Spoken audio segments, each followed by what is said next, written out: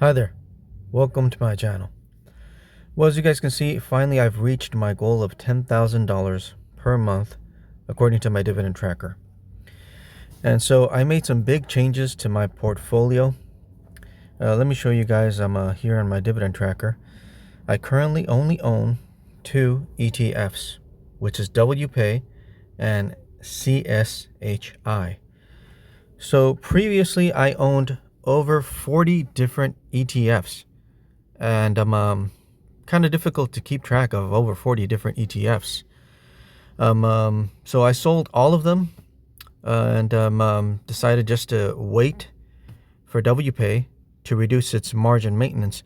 When it first came out on Robinhood, it was 100% margin maintenance. And today, just today, I checked it this morning and it was 30%. So let's go over to my actual Robinhood portfolio. Let's go here to Robinhood. Let's open that up, and here it is.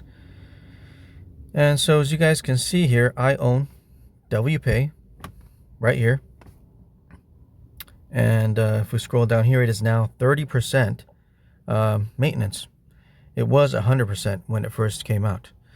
And so I was waiting to purchase this once the maintenance requirement went down. And so now it has.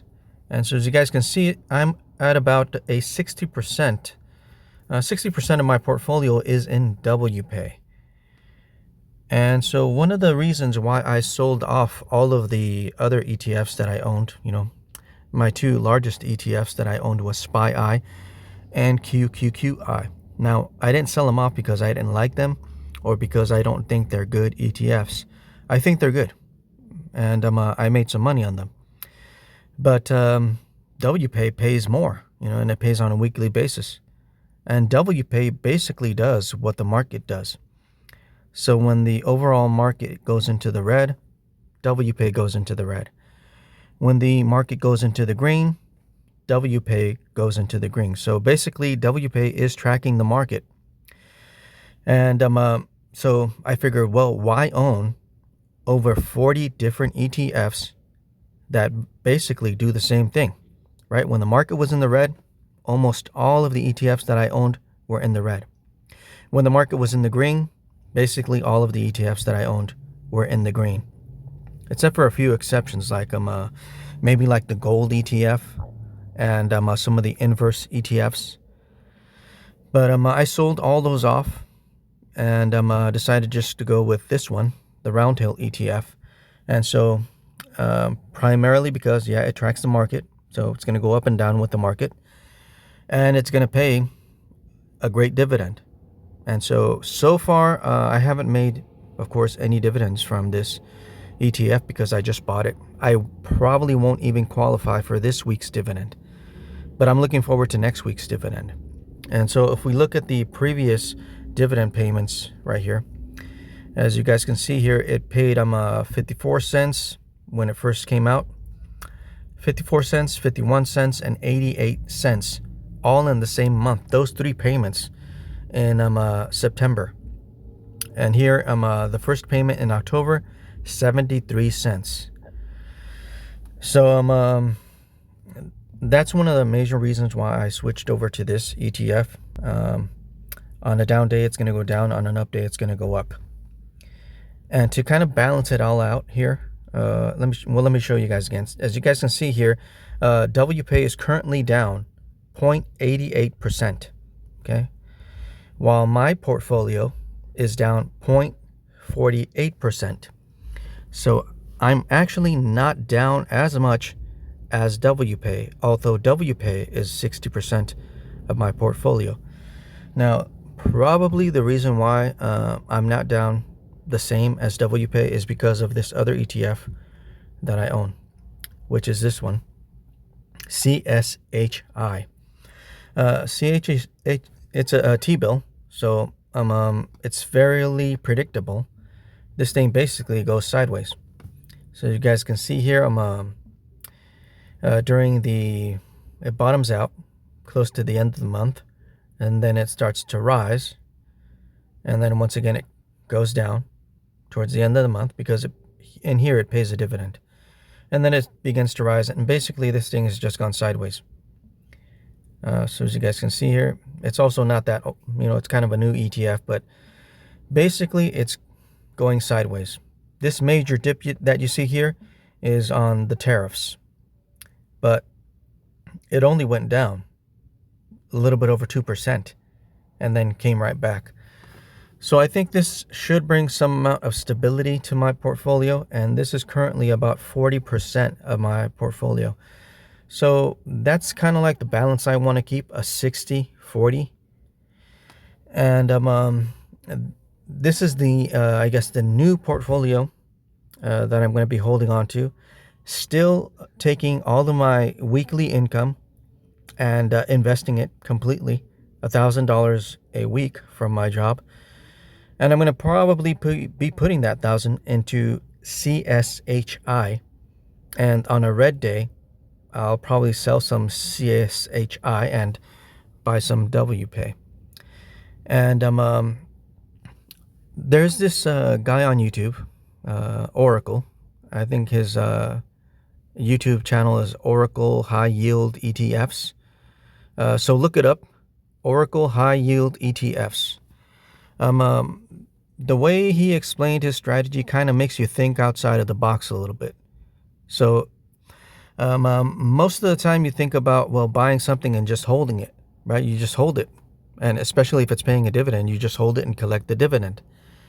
But this guy kind of like gets you to think a little bit different. Like, why just buy something and hold it, right? For example, he talks about like a core number. Watch his video. It's called Oracle's High Yield ETFs. Look for his channel. If you're into this, if you're into investing, if you're into WPAY, if you're into these ETFs, then more than likely you may have come across his YouTube channel. But what he explains, I really did like his idea, his strategy. And so what he explains is that you have a core number. For example, I could say that my core number here is $180,000, which is basically what I have here in WPAY. And so, for example, let's say this goes to $185,000, right? You're up $5,000. Well, currently I'm up close to $400. But let's say that this thing just bumps up to $185,000, right? For most of the time, you don't sell it, right? You just keep it. You just hold it because it's paying a dividend. So you don't think about selling it for a profit. But this guy kind of helps you kind of like get a new idea of how to like take some of those profits. For example, if this thing were to bump up to 185, you sell the 5,000. You sell $5,000 worth and you set that aside. He was doing something similar. He was, I guess, selling and then buying something else like SGov or T-bill. And so that's why I'm using this combination. So if this thing bumps up to 185, I will sell $5,000 worth and put that into the T-bill ETF that I own, which is a CSHI. And I'll hold that $5,000 on the sidelines and wait for a red day. And when the red day comes, because the red day always comes, just like today, I'll take that $5,000 and buy more WPAY. And so when WPAY pumps, right, you take some profits. When WPAY takes a dump, when it goes down, you buy some more and you got that cash on the sidelines. I don't remember what he has a name for the strategy. I don't remember what he called it, but that's the kind of like just basic idea of the strategy. Go check it out. He has a better explanation, obviously, because it's a strategy that this guy came up with, Oracle.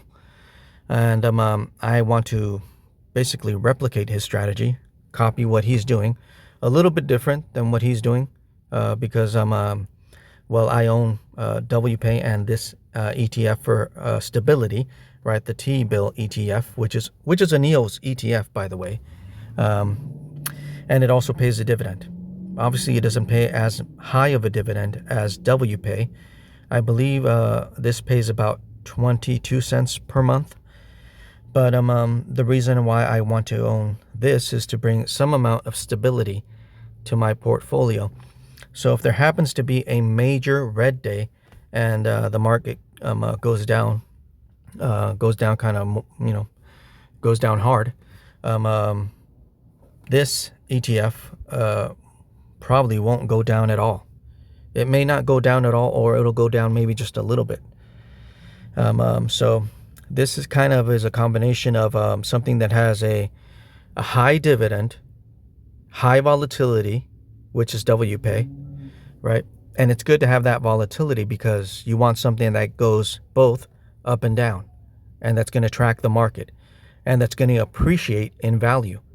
Unlike some of these other covered call ETFs that have capped upside, WPAY does not have capped upside. It takes on all of the upside, and it'll take on the downside as well. But if the market continues to rally, then WPAY will continue to rally as well. And so you're not capped on the upside like, for example, YMAX or any of the other yield max ETFs that are for the most part capped to the upside. And there's no downside protection, right? YMAX, there is no downside protection. The last time I bought YMAX, I bought it for $13.99. Basically $14. I believe currently YMAX is about $13, maybe. Like last time I saw it was at $12.90. So is it ever going to go back to about $14? Probably not. I think the market would really have to pump way more for a way longer time. But nonetheless, I don't think that YMAX is probably going to make a comeback. So that's why I think Roundhill's WPAY is a superior product. So let's just look at YMAX real quick. It's right here. Let me just show you guys the last time I bought it. Show you here. As you guys can see here, I purchased a good amount of it right here. As you guys can see, I bought $15,000 worth of YMAX, right? Just a few months ago for an average cost of about $14. And now it's only worth $12.95. Is it going to make it back to $14? I highly doubt it. The reason I highly doubt it is because take a look at this. Take a look at this. I mean, this is down 26.36%. Yeah, not good. Yeah, it's paying good dividends, but I don't think the dividends make up for the downside. So why own this? Why own YMAX? Why own YMAX when there's WPAY? Really, why own any other ETF when WPAY is here, right? And now it's 30% margin maintenance. Pays a great dividend, as you guys can see. It doesn't pay a consistent dividend, but basically none of the other ETFs pay a consistent amount every month. If you do want some amount of consistency, then I would say SPY-I and QQQI are both quite consistent. SPY-I pays on average 50 cents per month, and QQQI pays consistently about 60 cents per month. But they don't pay nowhere near what WPAY pays, right? WPAY could pay 50 cents per week, which is $2 a month. And so that's how I made it to potentially now, if this if the dividend stays at about anywhere from 50 to 70 cents, 80 cents, what it's paying just about right now, then I should be making about $10,000 per month from this portfolio. And so thanks for watching. You guys have a great day, and we'll catch you in the next video. Bye.